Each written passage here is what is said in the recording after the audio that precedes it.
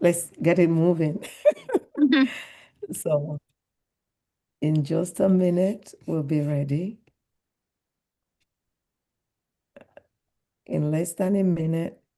Okay. In just a minute, we'll be ready. Okay.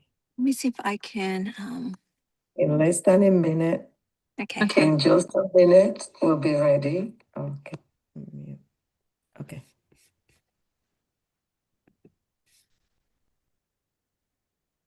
Welcome and good evening, everyone. Welcome to Medical Mondays with Dr. O. I am Dr. Tonyo Kwesami. I am a physician in Maryland, and I'm excited to be here again tonight as we normally meet most Mondays, except on holidays. This month, the month of January, is Stalking Awareness Month in the United States.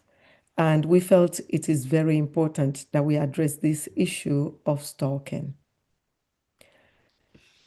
We've been blessed by someone who had experienced stalking and is willing to come out and talk about experience in order to help others so that they can be aware of the dangers of stalking. So we can define stalking, but I'm going to now yield the floor to our Honorable Commissioner Anne. And Anne, I don't want to crucify your name. Oh, that's Anne Jequinto. you Is that said it correct? correct. That's correct. Commissioner Anne Jequinto, who would share personal experience and then give us the opportunity to ask questions or to pitch in. So I'm going to yield the floor to you. You Mhm. ready? Yes. Hi, good evening, Fantastic. yeah. Hi, good evening, everyone. I'm Angie Quinto. I'm here in the Bay Area of California. Just want to share with you my story that happened to this day. It's been 10 years ago. So, when you talk about stalking, it's something that you don't really take seriously, and I didn't take it seriously until that moment it started frequently happening to me. So I knew somebody from my past, ex-boyfriend, who I saw the flags, so I didn't want to. I tried my best to, I guess, break off the relationship, in which I did, and maybe it angered him probably. But even before then, I've always, when we were dating, um, I always wondered why he would appear at places unexpectedly. Like I would be at the store, and all of a sudden he would be at the store too. I didn't really put two and two together. I thought it was just a coincidence he happened to be there. And then if I didn't answer the telephone, he'll constantly call. One time I had dinner with a friend, a former teacher, and he followed me there. So when I was going out at the restaurant, he sort of just happened to be there. Even though I told him I was going to be there, everything was fine. But in his mind, that I was in danger or that he needed to protect me because I didn't answer his phone call. And, it was kind of strange. But anyways, there was a point where I finally decided, I I wanted to leave, and I did. And he found out where I was. It was New Year's Eve, 2015. I went with a friend to celebrate. I didn't want to stay home. So we went to this pub nearby, and it just started. I was dancing with my friend who brought me there, and all of a sudden he popped up, and I was like, wanting to talk to me. And I said, there's nothing to talk about. If you want to talk to me, we'll talk inside. But he said, no, I want to talk to you outside. And all of a sudden, he started pushing me to the direction outside the pub, to the parking lot. And I was trying to be calm and collective. And he started grabbing me, and then to the point where he was already pushing me into his car. And that's when I started screaming. I was yelling, but it was so noisy outside, even at night. Um, I my voice couldn't even reach out to the bodyguard that was in front of the pub. He grabbed me, pushed me into the backseat of his car, and there I was, trapped. And he kept saying, "I want to talk to you." And I just kept saying, "Can you please let me go? We can still talk," trying to be nice, but let me go. And then he wouldn't. And he was just driving somewhere, anywhere. It wasn't even midnight when this happened. And I just kept telling him, like, I want to celebrate New Year's Eve. I want to have a fresh start in my life. Can you bring me home? Can you bring me back? Um, it was dark, didn't know where he was taking me. Luckily, I had the telephone in my hand and I was trying to text my friend, like what was happening. And then for a limited time, I was able to tell my friend, um, he asked me, my friend asked me, where does he live? So I gave him the address. And then he said, what's going on, like that. Well, I was able to give the address and the location where I'm headed off, but like I said, I didn't know where I was going. So he grabbed the phone from me and he pushed me down. And then the car was in, it was a two-door vehicle. So I had no way of even escaping out of the car, and it was dangerous. So um finally, when I looked up, and the weird thing, he was able to take the phone away from my hand while I was in the backseat and push my head down so I wouldn't see what was going on. Then when he finally stopped, I saw that it was in his car. It was in front of his house. He drove into his house and stayed in the garage. And for hours, I was trapped in the backseat of his car in his garage, pleading, saying whatever I can say to him, to the point where I fought many times. I had bruises, scratches. All I know, I felt like dying at that time because there was one time where he was in the back seat, he pinned me down, tried to suffocate me, um, just trying to keep me from talking. And I did, and I started crying. And sometimes I would just close my eyes and shut the world, like, like everything was just blank. I don't even know how to describe it, but I never felt, how would I say, I felt I was going to die at that moment. That was the first time where I felt like I was going to pass out and not wake up. And I kept just praying to God, what's going on? Why is this happening to me? And what am I going to do? And I was pleading with him, like I said, fighting and then be passive and just not do anything. There was one time when I struggled. I saw my phone on the ground and I grabbed it, and we struggled and we were fighting over my phone to the point I gave up. And I don't know, for some reason, I don't recall, but there may have been a knife underneath the car. And when I saw it, I stopped and I froze and I just didn't do anything anymore. Um, that was a 2-hour ordeal. And during that time, I think my friend figured things out. All I know is that at one point, there was a knock from the garage, and it was the police. I saw red lights. The police had come there. So my friend called the police, got them to come to his house. And I maybe, and the police couldn't do anything. I think they needed a search warrant to go into the house or something like that, because they were there, and for like 30 minutes, they were trying to knock on his door, trying to do something. And I just kept pleading with him, like, please release me. They're here. Um, And I told him, I promised him that if he released me, I wouldn't press charges. And that was my way of pleading for him to let go of me. Uh, all of a sudden, I guess he gave up and he opened the door, he opened the garage, and I ran. I ran outside. And where did it go from there? Didn't know what to do. Um, well, I forgot to say in between all this, he did sexually assault me in the vehicle in the back seat. He said, "This is gonna be the last time I'll be with you.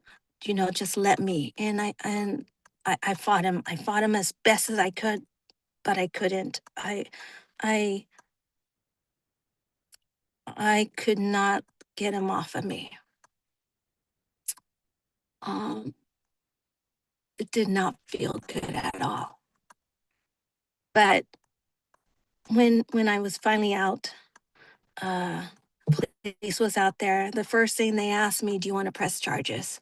I wasn't ready at that time. I was still trying to recover from this ordeal, trying to make things out as to why it happened, how I could have allowed it to happen, and why me.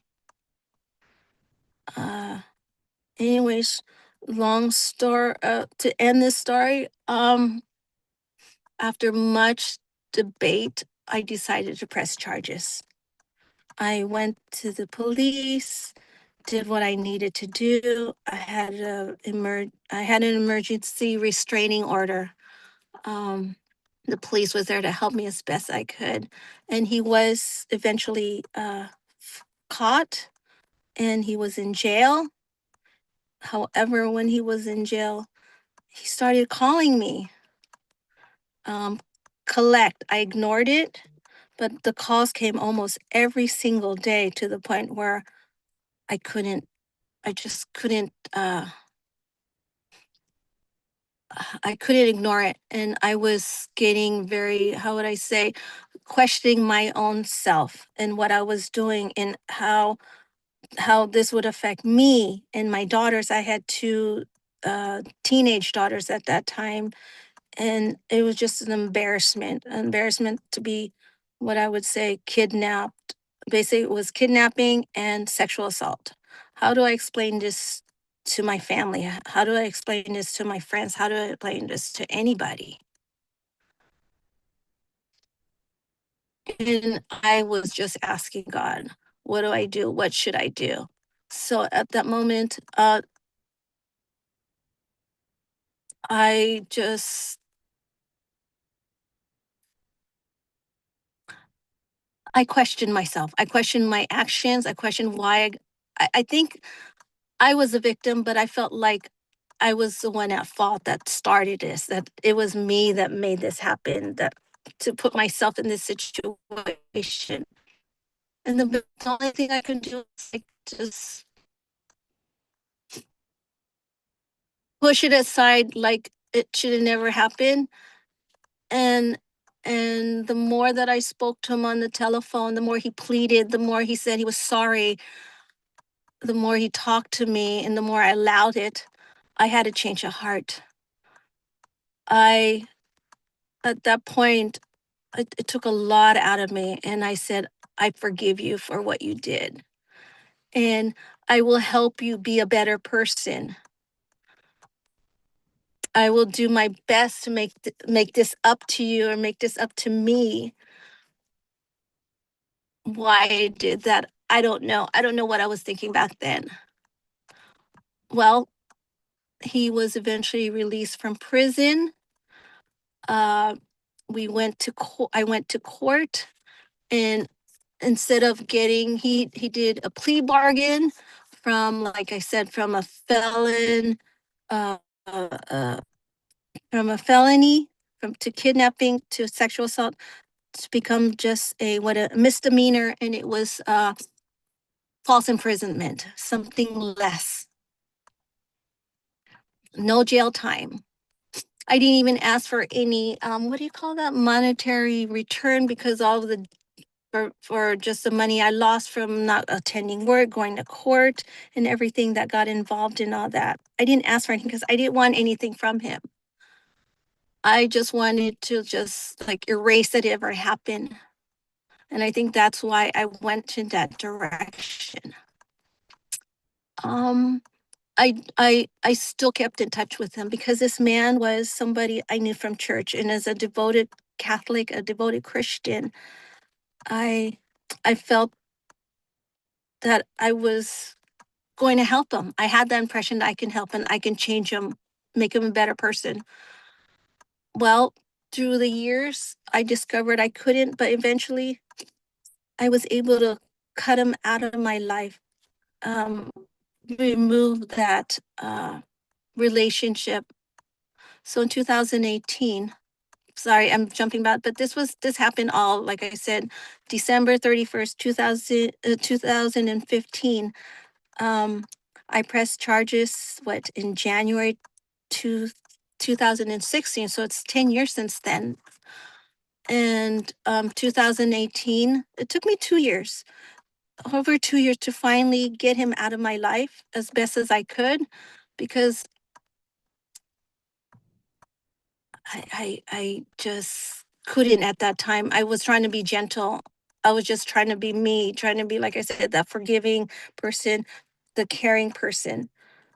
But like I said, I was eventually able to get him out of my life and work. And then the best thing was COVID 2020, that I didn't have to see him. I didn't have to see him at church. I didn't have to deal with him and work with him with anything. Uh, it was, and then things changed in my life. My ex-husband came back into my life, and we eventually reconciled. We remarried, and so I was in a new relationship, in a better place in at that time, past COVID, better life, better place in whatever I was doing. And my husband have been perfect since then, our relationship. But for some reason, this man, the ex-boyfriend, kind of popped into my life again in December 2024. Uh, I was helping out. Like I said, I'm very actively involved in my church. So I was doing a Filipino Christmas event, and I was in charge of it and helping out. And he became a volunteer. As much as I asked the priest, I asked volunteers not to include him, they couldn't. So, and it was either me or him, but I didn't want to, how do I say? My husband already were involved in this event, and I could not like just drop out. So my husband and I talked about it. As long as that we stayed away from him, we weren't working with him, and we were doing our own things. Because this was a Filipino 9-day, it's called Simbang Gabi, 9 days Christmas celebration. But there were signs in between those 9 days that he would taunt me. He would even try to taunt my husband, but we would not. We ignored him. We would not let him affect us and what we were doing for the church and doing whatever else for that Christmas celebration. Uh, but it came to the point where he was talking about me to other people, especially to a mutual friend, and discussing personal things about me, and and saying things that he would do to me. So that came up again, and my husband and I decided that, enough is enough. You know, I forgave him once, I can't forgive him again. And what he was doing was even worse, where he was threatening to, I think it was like show naked pictures of me, or show naked videos of me online or something like that. And I did not want him to continue like harassing me in that sense. So I took it upon myself and decided to get a restraining order, and this time follow through with it, because I could not do that in 2016. Anyways, come to the point where last year it took me all year to like to come. I can't even put it into words. I think it's just, it took me, all that strength in me to go back into my past, go deep back and figure things out and make sense of what happened to me and come to the conclusion, no matter what I do, this man will still be in my life and try to hurt me emotionally, uh, uh, uh, um, and mentally. So I wanted to put a stop to it. So I did file for a restraining order. Um, as much as he try to damage my character, damage me as a person, I wouldn't let him, and I didn't let him. And I was finally able to, I would say right now, remove him out of my life. And I use that word remove seriously. So I got my restraining order, and now I feel very protected wherever I'm at. And I'm also feel protected where I'm at church. And he no longer is allowed to volunteer at church. So I feel safe when I am at church and doing my volunteer work at church. But it my husband has been my, I would say, great supporter in all of this, and also forgiving me and telling me, how would I say, helping me come to conclusion about what happened, and that I should never blame the victim. He's not the victim, I'm the victim, and I overcame this, and I shouldn't even call myself a victim, that I'm a survivor of stalking, of rape, of whatever you would call this. And now it's sort of strengthened me as a person, although I still have that forgiving heart, but it strengthened me as a person as far as just not having to feel like I'm in fear all the time. Because I don't know if anyone's ever been stalked. Um, Back then, just having to look over your shoulder if somebody's watching you, it's not a good feeling to feel that you don't feel safe. And especially at that time, like I said, I was single back then. I had no one to protect me but myself. And my story, can you imagine? I kept it a secret because of embarrassment. How many people can say a grown woman like me in their 40s when this happened? Now I'm in my 50s, that somebody assaulted me, somebody I knew hurt me to that point that I allowed someone to do that.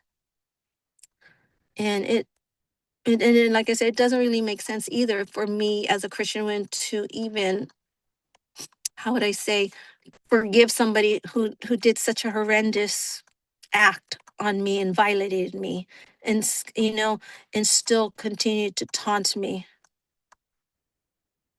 But so yeah, last year,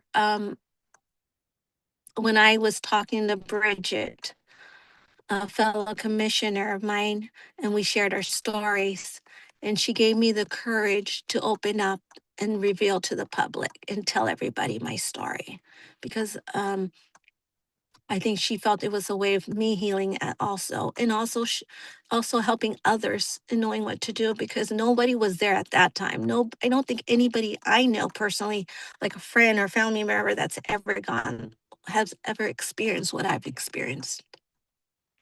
And excuse me for the tears. I mean, like I said, it's bringing back just memories of what I've been trying to hide. Um, and I think, and now I'm not scared anymore about telling people or mentioning this, and I'm not afraid, and I'm not embarrassed. No, you're super brave. Yeah. You are super brave. But I also want to share when I was younger. Um, when I was 6 or 7 years, I was molested by a great uncle. I was very young, not knowing what this was about. I did tell my parents, and being from the Filipino Asian culture, you don't really, there's something you don't talk about. So knowing this from my past and moving forward as an adult, as a woman, how can I have done that? Could I have not prevented myself as an adult from having this experience again?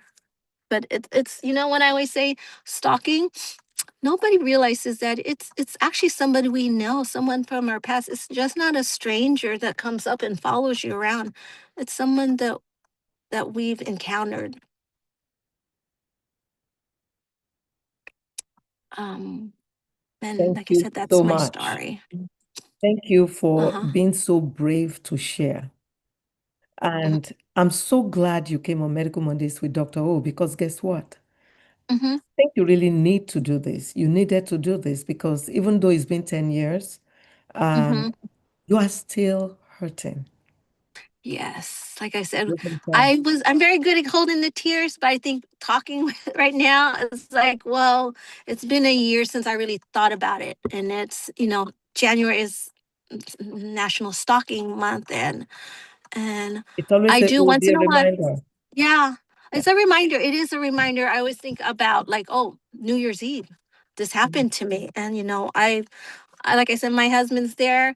I don't how I say I can go to I would say I can attend a New Year's Eve party and not have to, like I said, look over my shoulder if somebody's there or somebody's gonna kidnap me, or I can be out in the Thank God dark. for him.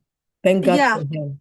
We yeah, thank God for him. But I'm going to call on one of our counselors, hmm, Ms. yeah, Omira. She has a question or an input. So yes. kindly Yeah. unmute. Yes. Hi, yeah, I wanted to say you said so many wonderful things. I mean, Uh, good things. There's nothing wrong with forgiveness, and that's part of your healing also. And hmm, to be able to step up and your friend was right to be able to share your experience is hmm, good too, because I believe 90% of all the females that I see have been sexually abused in some manner as a child, and even as young adults, and they don't get a chance to express themselves. So you had the courage to do that now, and it wasn't your fault at all, because these men, they prey on women, and when there's no family around, they know what they're doing. But you are hmm, strong, and every time that you tell your story, you are strengthening someone else. So, God blessed you with your husband coming back into your life.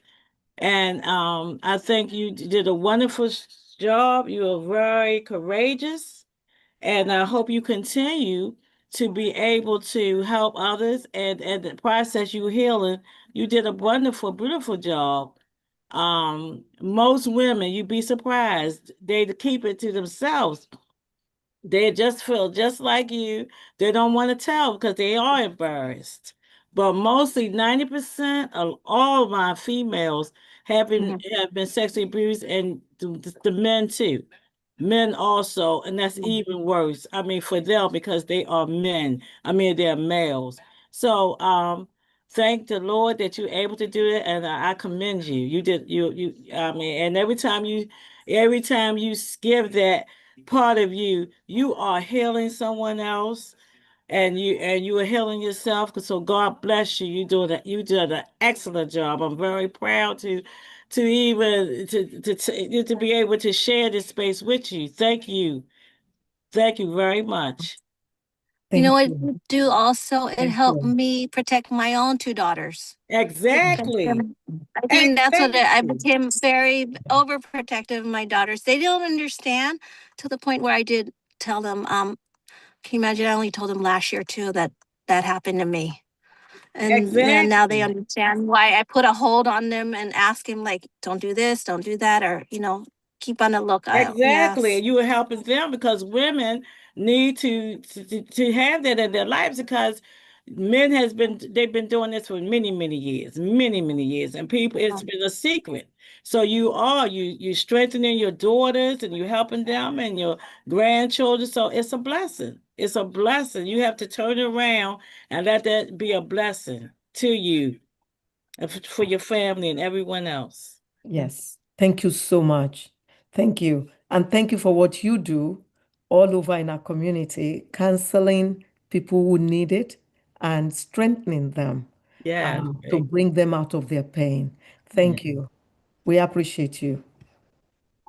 Thank you. Commissioner Nkechi, we have another commissioner. You can unmute. Yes. Hi, good evening, everyone. Good evening. Your camera is not on. If it's on purpose, that's fine. It's on purpose Okay. because I'm somehow crying. I know this Oh, woman that just spoke. I I can't tell you how grateful I am that she has the guts to come here to come and speak. And um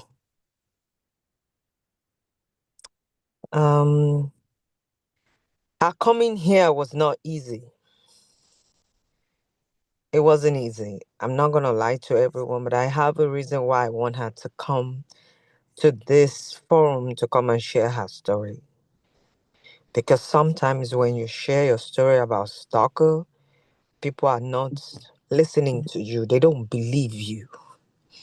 They don't believe that things like this happen. I had gone through it. My case is quite different from hers. Mine is over 10 years. And you're going to come next week. So you are scheduled for next For week. next week. Okay. Yes. Yeah. So she Let's keep coming. it real. Yeah. So she coming is like a blessing. I want people Yeah. to know about this, and we should all work together to see that people that are stalkers are being placed where they need to be placed. In terms of when I mean they should be registered offenders. We don't have that. People don't listen to people that talk about stalkers. They tend to think we're lying. They tend to think, why would it just be you that this person is doing this to? Are you the only woman on earth that she's doing it? But they forget that this person that is doing this is mentally insane. He's obsessed about that person. And he keeps taunting those people. And they taunt women that are vulnerable. You can see that she's single then. That's why he kept doing this. You understand? And they think they are very powerful. Nobody can do them anything. And we happen to be in a country where police don't take it serious until they harm you. You as a woman has to protect yourself. You understand? So please. yeah, that is so true. I mean, for my case, I think I hid it.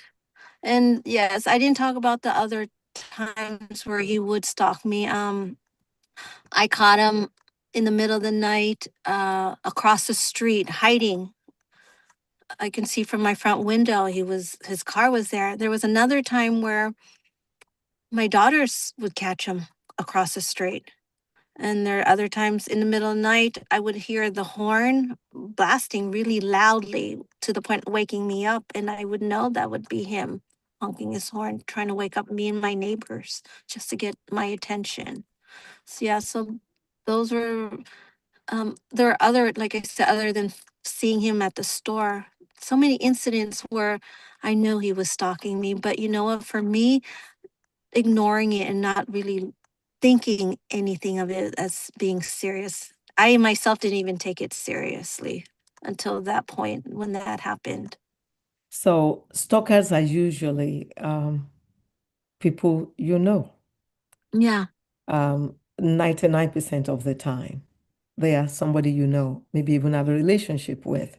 Dr. Ajay says, thank you for your compassion and resilience. She said, those are truly admirable. You have a powerful gift for advocating for others, and your life is a source of hope and inspiration.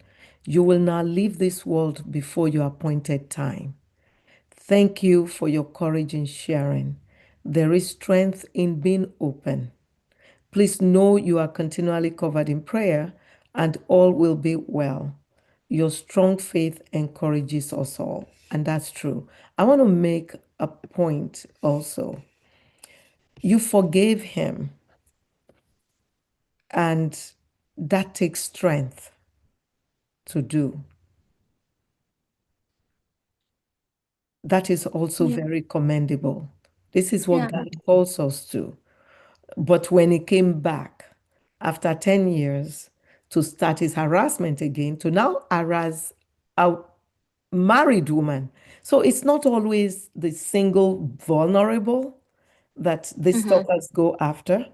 Um, they they're crazy, period. And they going now, you're married and Yeah. coming after you again. So your husband has to be acknowledged. Yes, he was We, very resilient. we thank him for his support of you, for him encouraging you to go out to, confront this guy and get the restraining order. Not only that, for him giving you his blessing to come out tonight, even to share. He's a real Yes. man and it's a Yes. blessing. And we appreciate him. Thank you. This is tough. And I'm glad you came because And you know what's even tougher? I'm in the same parking lot right now when I had contacted the police officer about pressing charges. So it's coming back to me. isn't that something? Look, the Lord brought you right back to that It parking lot is. because this was not the plan tonight. Yes. It was not the plan for you to No, be it in was the not the parking plan. lot. No, But it was not. look But at something God. at church happened. Yes. Yes. So I'm going to call on Madam Mhm. VP, Madam CEO. She's our mama, our mother at NAPAC, Nigerian American Public Affairs Committee. And I actually called her earlier tonight, but she didn't pick up because I have to dash and I wanted to see if she can, step in to continue hosting this program. But here she is. Madam VP, over to you. Thank you, Commissioner, Health Officer, Queen of Diva. Did everybody know now that you're a health officer, the whole of No, Prince George's County? Congratulations. Everybody raise I your hand to help can't me believe it. congratulate my Privileged to hear from sister. you. Congratulations. Yes. Thank Everybody you. do your emoji for her. Let's send her some love. Yeah. Come on. Thank you. Thank you. Mr. Thank you. Duarte, Thank you. is she here? Thank you. Okay. Very well. Congratulations. Thank you. And there's a snow emergency here in our area, and I have to up on a meeting with the all administrators. I have to up on the meeting at 8. Was why I called you. Go ahead. You have the Yeah. floor. So I think that beyond the irresponsible behavior of these stalkers, I think deep down there's a mental health issues. Mm. Yeah, I'm not a psychologist, but I don't understand why you have opportunity to go date so many women, but you just targeting one, and not even for the purpose of marriage or for the purpose of any relationship, just to be a predator, Mm. and take advantage of that person. So I think, wrong. and I agree with Sister Nkechi that, yeah, they need to be labeled as sex offenders, but beyond that, they need to get help. They need to get mental health help. They need to get rehabilitation help, because there are many people who are silent, who are not able to come out to even talk about their ordeal or their experiences, because it's embarrassing. Which is why my sister here, we applaud you. Everything that my brother, Dr. Ajay, said, 100% on point. Yeah. But, in the beginning, I too I was not convinced that this thing is egregious like this. Until Kechi shared all of our story, I'm like, what? It's real. It is real. The struggle is real. The struggle is real. It's real. And in a place like this, the only thing that just sends chills up my spine is this will never come up in Nigeria.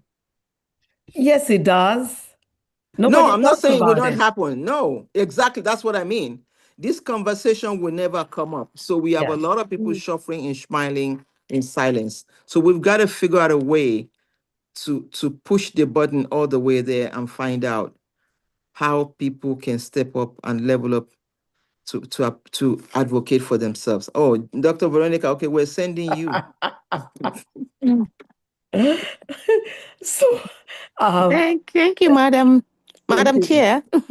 Thank you, Dr. O Ekushe. Thank you. Thank you.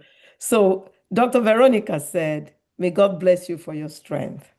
We pray for God's continued protection and blessings on the impacted of such horrible harassment and stalking. As a community, we will all continue to believe victims and keep doing all we can to support. Thank you.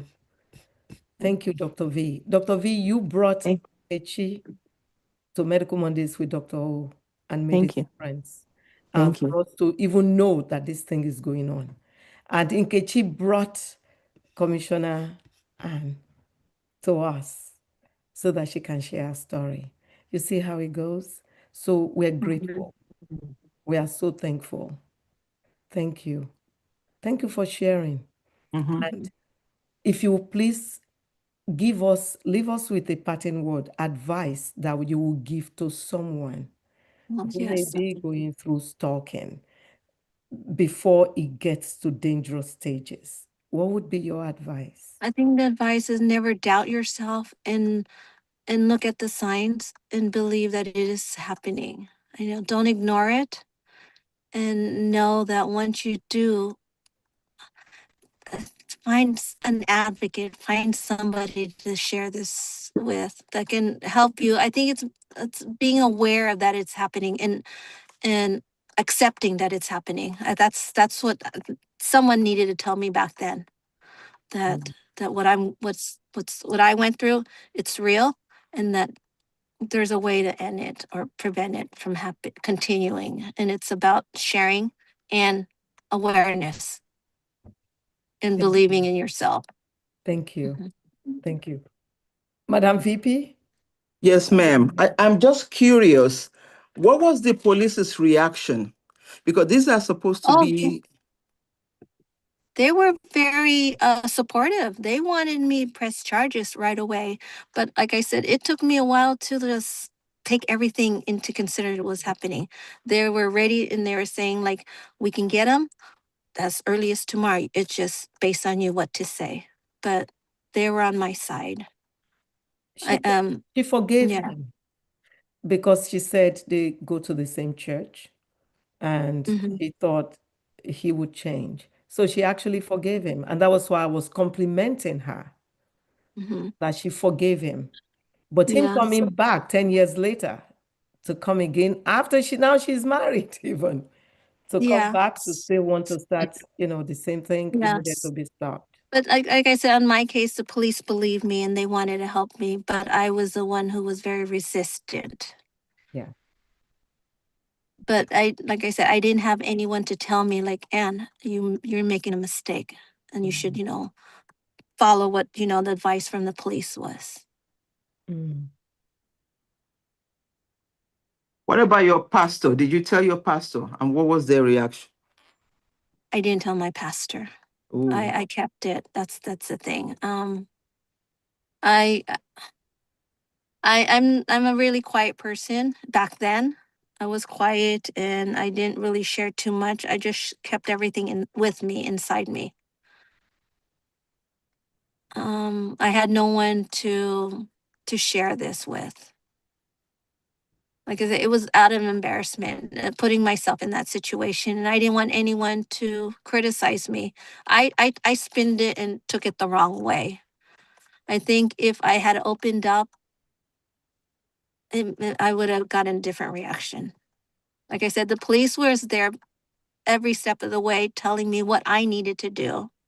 In fact, when I told the police officer that he's been calling me, first thing he says that this needs to stop. Don't answer his phone call, and I'm going to do something about it. And then that's when, like I said, I thought it was getting too harsh, or I was like, I put the blame on me. I Mm. put the blame and said it was my As fault is that this was usual. happening. Yes. Yeah. Like it said, punish me, not punish him. I had that mentality back then. Mm. It's a wrong mentality, but that was what I was thinking back then. And like I said, as Commissioner, I call her Bridget, but she mentioned that how did she put it?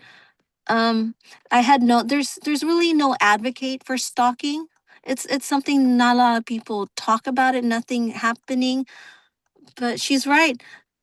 You know, it just because it's nothing physical is happening, it didn't it result into like I said, rape or sexual assault.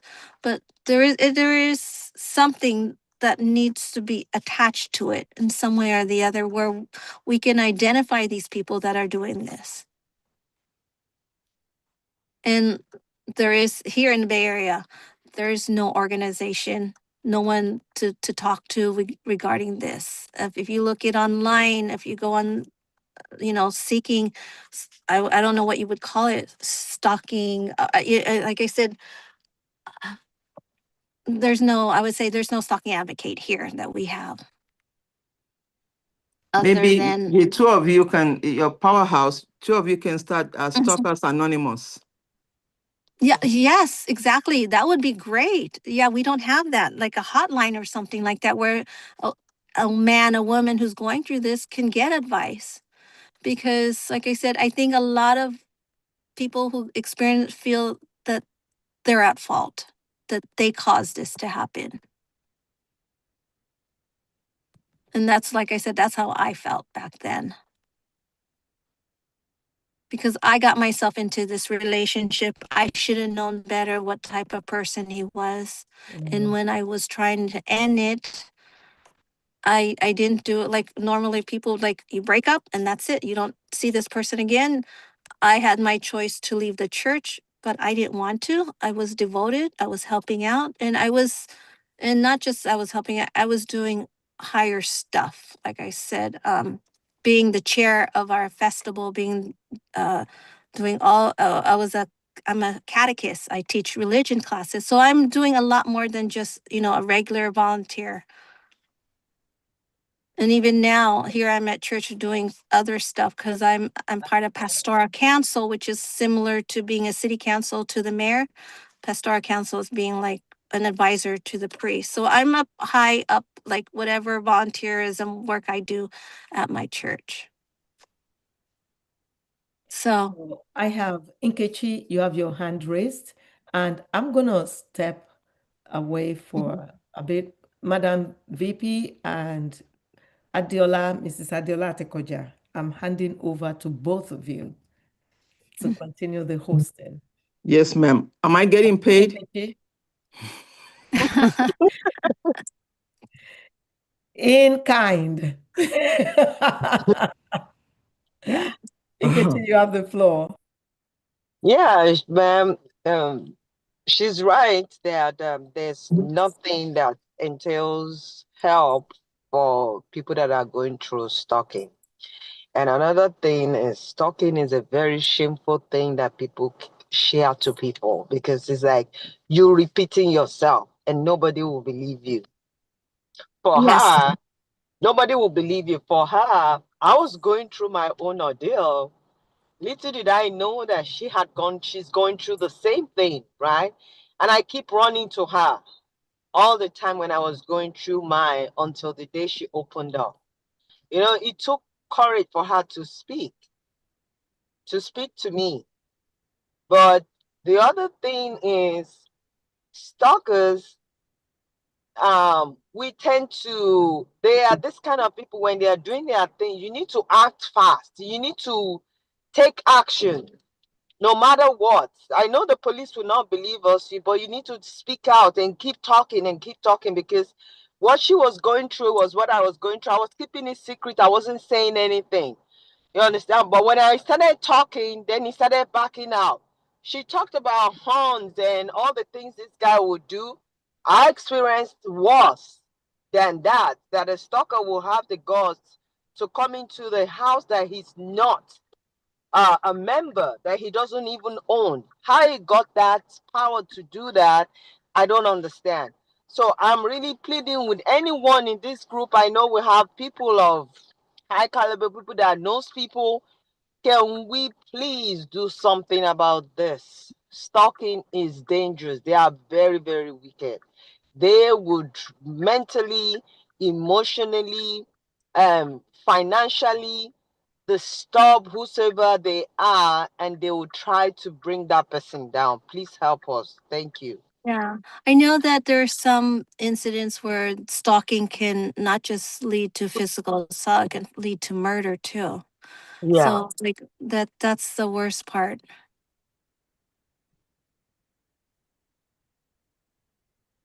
But yeah, Well, but like I said, there's yeah, nothing here in the Bay Area, here in California, like Northern Bay Area, where there's like a hotline, you know. But that's a great idea, having an anonymous hotline where someone can get help. And you know what? Also, when I was getting my restraining order, there was no guideline in how to do it. I mhm, did everything on my own. I went to the court. I had to ask question after question, how to fill out the form and what needed to be done. Even then, like I said, there's no guideline how to fill out that restraining order form correctly in what you needed to do and what you needed to present. It took me, I would say, the second time to get it right. I kept messing up. I mean, the first time I didn't know the process and how to do it. But now I know, yeah, and if somebody needed help, I can guide them. But there's, like I said, no one guided me. I had to learn all this on my own. yeah. And it's a great time that both of you have stepped up. I really would encourage you to do more. Mm-hmm. Uh, I know it's probably going to be a lot of work, but you'll be surprised. Even if you can take your Mm-hmm. campaign to high school, Mm-hmm. having them to have a voice, because a lot of them, because they want to belong, they are not going to come out. They are afraid of being embarrassed or even the retaliation or being stigmatized. A lot of children are most likely going through this, and like you said, Mm-hmm. it's always somebody that you know. So it's going to be people in their school, because you watch a lot of these things on the movie where people are really bullies and they would target Mm-hmm. people that are vulnerable like that. So they need to know that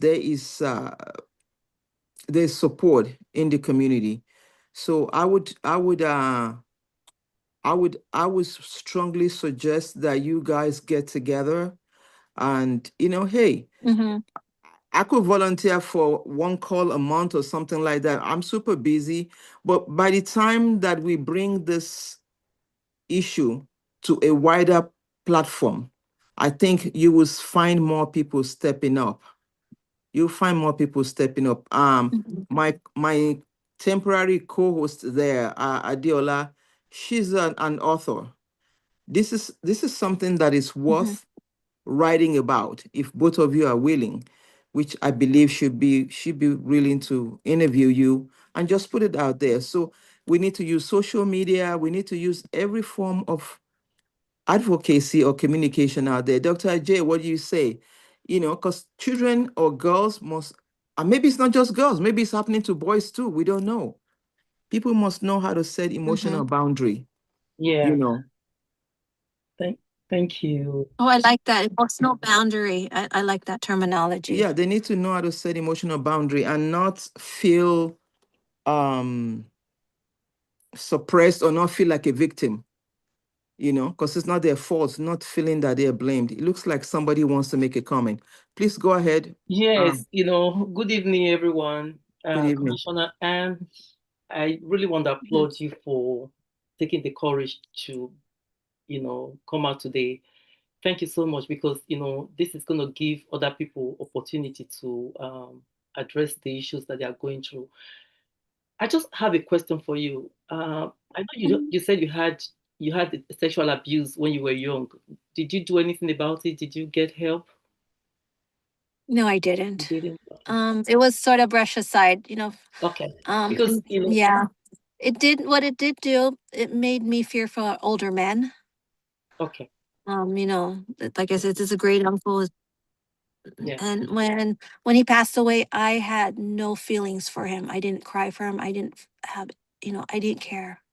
Yeah. And there was one time, I went to the Philippines. I met him again in the Philippines when I was a little bit older.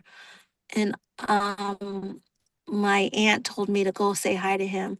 I ran away from him and I didn't tell her why, but I was very I felt I was disrespectful by not greeting him. But like I said, and Yeah, I'm that's- already like that was a teenager then doing that. And yeah, I have not told anybody, not even his children and my cousins that on his side. I just met his I had a family reunion 2 weeks ago and I was talking to his son, who's my uncle. Up to this day, I haven't even told my uncle about it. It's at, I guess, trying to protect the family name and not, yeah. but So no, I have not done anything about it. yeah, I understand that because most times people just keep these things within themselves and they bury it in within themselves. And guess what? It Mhm. stays in our body, and it shows up Yes. in different areas in our lives, depriving us of the type of life that we're supposed to have. So I will still strongly suggest to you that please try to get some help. Okay. Mhm. All You right. know, my husband's mentioned that too to me. Yes. Just want to do that too. Okay. And Getting we'll talk additional help. offline. Yes, he has. Yeah. Mhm. Thank Because you. So, from your conversation, I could hear a lot of things that needs to be taken care of. So that's the Mhm. reason why I'm suggesting it to you. yeah, Yes, Okay? thank you. So you will very learn how well. to set your boundaries and Mhm. know how to say no without feeling bad about it. Yeah. It's Mhm. like you're allowing a whole lot of things, to fall into your life. Mhm. All right. Good luck. Thank you. Yeah. Especially that you have children, that emotional boundary is very important. Yeah. I know that youth, they have, when it comes to social media, they just block you and things like that. But because there are so many ways to stalk people, phone calls, Facebook, and it results to bullying. And before you know it, it snowballs to depression. The kid doesn't want to go to school, feeling like this and that without being able to express what's going on. So again, Mhm. you are a woman of steel coming out and saying all of this. Sister Nkechi also, she shared a lot. So I really want to thank Dr. O for giving this platform to address this issue and to amplify what most people would ordinarily sweep under the carpet. So I don't see anybody's hands up. So I'm just going to randomly call your name. That's what I do best, and see if you have any comment. If not, just say pass, because we want everybody to feel free to make contribution. So Lady Anna, you're my radar. What say you? Is she here today? Dr. J, is your wife here? She went up right upstairs right now. Maybe I can say one word for her, and that is to say that I heard what you said clearly about the campaign, and it's something that I believe the two commissioners and anybody else in any position that can do so. Let's do some of these campaigns. One, not only to high schoolers, but I believe that we can extend it even to middle school, because some of these things happens way back. I mean, way low, to the lowest grade that you have no idea.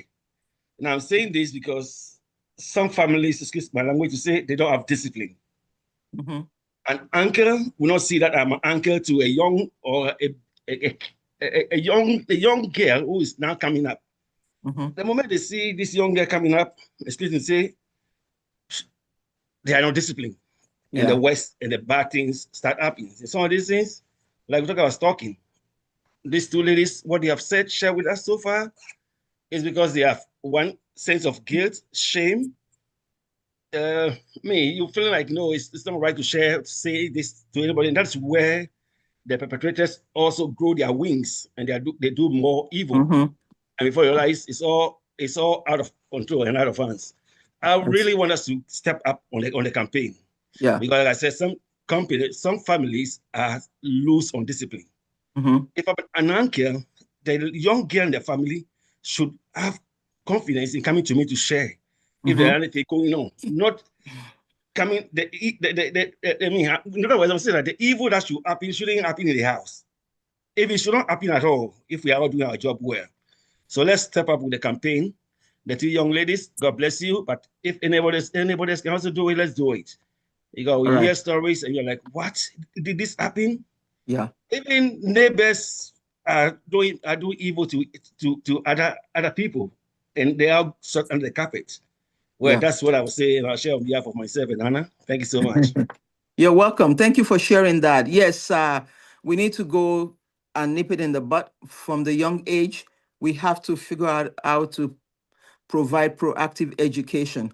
But even for all of us that are parents or grandparents, we have family members in Nigeria, Africa, somewhere in Africa. We need to be able to encourage and embolden them to say this thing. Forget about what is, don't say this is the thing is going to scatter the family. If any young person confides in you and say, hey, I went through this with uncle so, you need to confront that uncle or that auntie. Once you do your investigation and you have enough tangible evidence that the possibility of this haven't happened, please do something about it. Do something about it. It takes one to save one. We have two sisters that have stepped up. Let's do our part. Hey, Alicia. If you don't want to share, just say pass.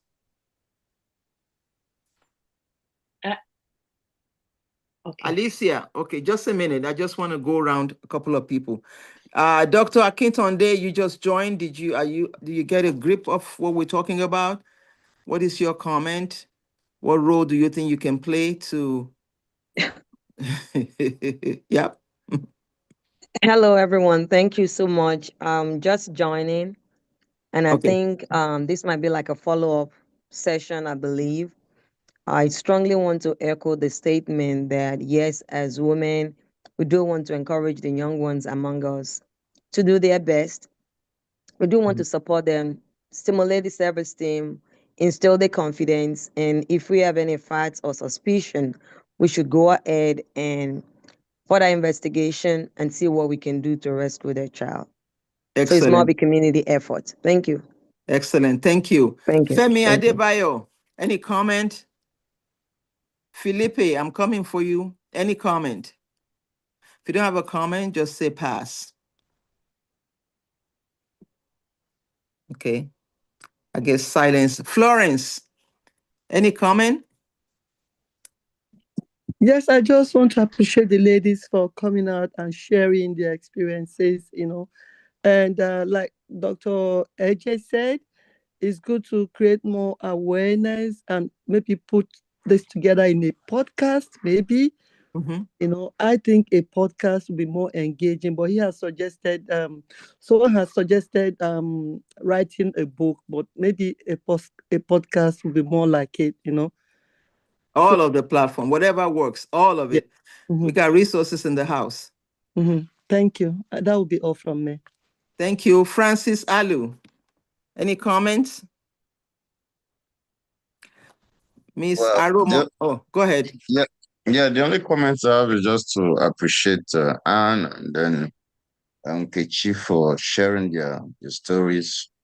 My prayer is that God will continue to strengthen you. Thank you so much for sharing. Amen. Amen. Thank you. Aromo Laron. Good evening, everyone. I echo the same thing that the gentleman just said. I just want to give kudos to these two women and ask that God continue to strengthen them as He opens the doors for them to continue in their lives without really looking back. For God to be able to really strengthen them, for them to move forward and not let the past affect them in any way, but rather strengthen them. Amen. Amen. We need strength. They need strength. Yes. They're already strong, but they need strength. Pastor Paul. Hi, I just want to share the same sentiment that have already been expressed by others, so I don't want to be redundant. So I commend all the efforts and the presentation, and we continue to pray for them. Thank you. All right, excellent. I'm not able to see a lot of people, so hold on a second. I'm going through my list.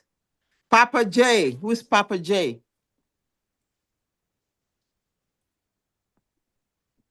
Okay. Olutunde.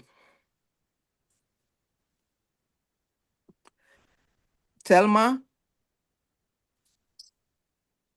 Hey, you know, these people are bold to come and share. You guys should at least encourage them. Come on.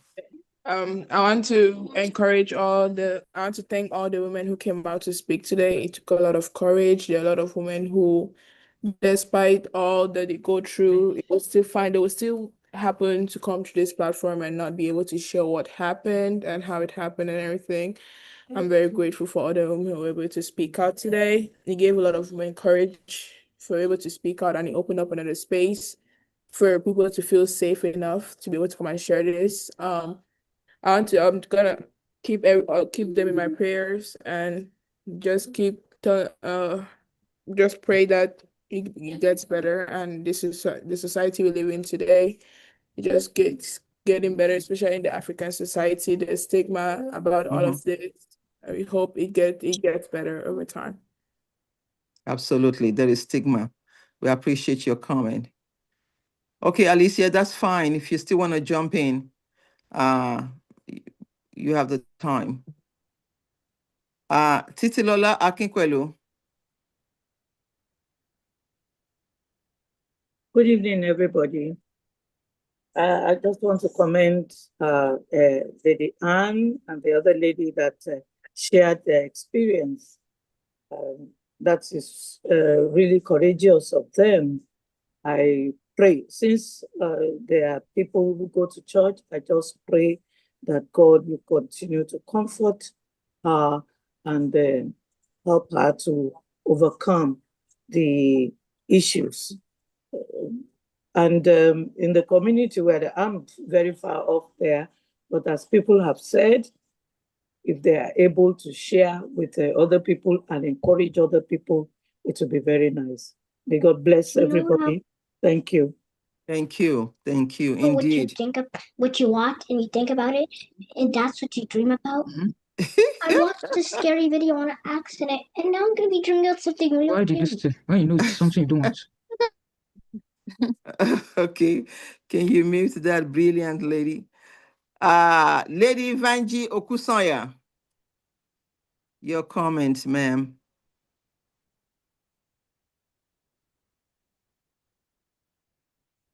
All right, Vi Osifade. Okay. All right. Well, thank you. We want this to be a very interactive session. So that is, why I'm calling on people who probably ordinarily will not want to raise their hands. But everything that everybody says is very important. Dr. Dija. Hi, Oh. Madam CEO. Oh, hi. This is Susan. Hi, how are you? Shifade. Yes, I'm thankful to God that the two speakers could have the boldness to express and to let us all share of their experiences. I'm happy that they have us for support, and time after time we'll keep them in prayers and support them in every way that we can. I pray that the good Lord will continue to foster their courage and that they will be preserved and protected. The system has a lot to do about this. And like somebody has requested, I hope that those that are in authority, that are close to government, will help. And I mean someone like you, Madam CEO. I'm happy you have volunteered a month. Wherever I can help, wherever you need my help, please let me know. I'm ready to help as well. Thank you. So may the Lord continue to guide us all. Amen. Thank you so much, Sister Kelechi and Miss Anne, for sharing what you know, what you have gone through. Thank you. Thank you very much. You're welcome. Anybody else? Anybody else going? See, I was just going to say, we'll continue to have them, ladies in prayers. Yes. I know since after the Me Too movement, it gave courage to the victimized to stop the people victimizing them, making themselves appear as the victims. And in our society today, even though we know it's not only women that are victims, but this is the majority of the victims. We are both in our prayers, and we'll keep encouraging other people to come here because it's difficult. It's really difficult. It is. It is. Thank you. Thank you so much. That's really powerful. So, Dr. Ann, any closing remark from you? I also want to just thank, I want to add, Ma, sorry to cut you in. I didn't see you. I thought you disappeared on me. No, I'm there. I'm just, thank you, Ma. Thank you, Ma. Dr. Ann, thank you for your story and thank you for your courage. Thank you for being vulnerable to share this. You know, a lot of women, just like you've rightly said, one way or the other have gone through one form of abuse or the other. And this is just to sound and strengthen the conversation that it's not going to be business as usual, that we can have our voices back and we can begin to have a community where we can feel free to express ourselves and then begin to heal.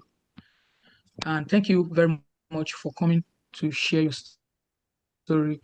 And we pray that every part that still needs to be whole, you will get every part and the wholeness that you need to continue to fight and to continue to be a living ambassador. So those people that are still locked in those kind of experiences till we all get to that place where there will be victory for everyone that is scared and that is going through this. Thank you, Dr. O, for giving us this platform so that everyone. Excellent. That's all I have. Thank you, Ma. Thank you. Very powerful. So, Dr. Ann, any parting comment, any closing remark from you before I wrap up? Of me? Yes. Well, I just want to thank you guys for listening to my story and encouraging me to continue. What I got out of this was, you know, I'm not alone, and then there are others also suffering and afraid like me. And it always helps to just share, you know, my experience. And I'm sure somebody there too going through this, not knowing what to do. But I somebody had mentioned, I forgot was the term was a great term. I don't know who it was, but one of you Emotional mentioned, barrier. yeah, emotional barrier. I never thought about something like that. And that's something that if many of us can learn to work on that, putting that barrier. And that's something I'm still working on too. But thank you. Thank you for giving me this space to share my story. Absolutely. So as we wrap up, ladies and gentlemen, thank you for this segment and participating in the Dr. O Medical Monday. Thank you all for a thoughtful discussion and for allowing me to be a part of it. Today's session reminds all of us that stalking is a very, very important and unaddressed issue. It remains complex and it is still evolving, and it will be so for as long as we all keep quiet. So we all have a role to play in stepping up, collaborating in whatever level that we can, talking about it, bringing it to the space, particularly with young children, you know, especially the young girls who are maybe quick to dismiss and say, oh, this is just relationship drama. No, this is something that could get worse. Teaching them to advocate for themselves, to talk about it, and to avoid any stigma that they might be thinking could come from it. So for those of you that have shared and those of you that are encouraged, we want to thank you on behalf of Dr. Tony Opesami, and those who volunteer to continue to pray and hold us in prayer. We all need prayer. Thank you so much. We appreciate you, and may God bless you. See you next week. In Thank the you. meantime, Kachifo, good night. Good night, Odaro. Dr. Good night. Good night, everyone. Take Need over. yourself. Thank you, Thank Dr. you. Ann. Thank you, Lady Anne. God bless. Thank you, Madam CEO, for leading. Yes, Thank you. Dr. V. Madam V. I'll check. I'll keep in touch. Yeah, keep in touch. Yes, ma'am. Yeah, don't worry. Dr. You're on my V. radar. You're on Yes, my ma'am. radar.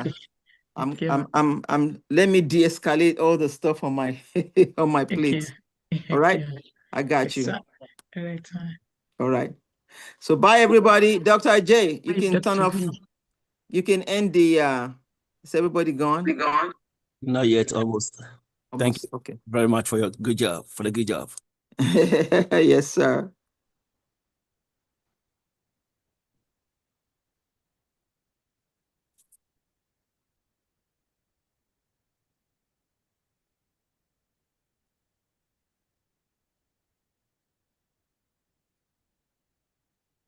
Lady Vanji, you can hang up now.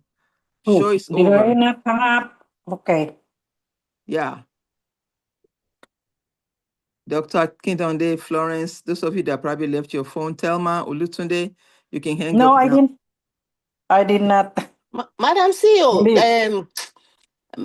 Dr. O normally just turns it off. But Yeah. I'm going to. I'm We were not in all just charge. waiting for them to turn us out. Yeah, everybody sign up because I'm not sure. Yeah. Want to make Thank sure. you. Good night. Good Mr. night. Dr. Good Ajay night. can turn us off now. I'm coming out. Yeah, Thank you. yeah. Lekushe, thank you. Okay. Good night.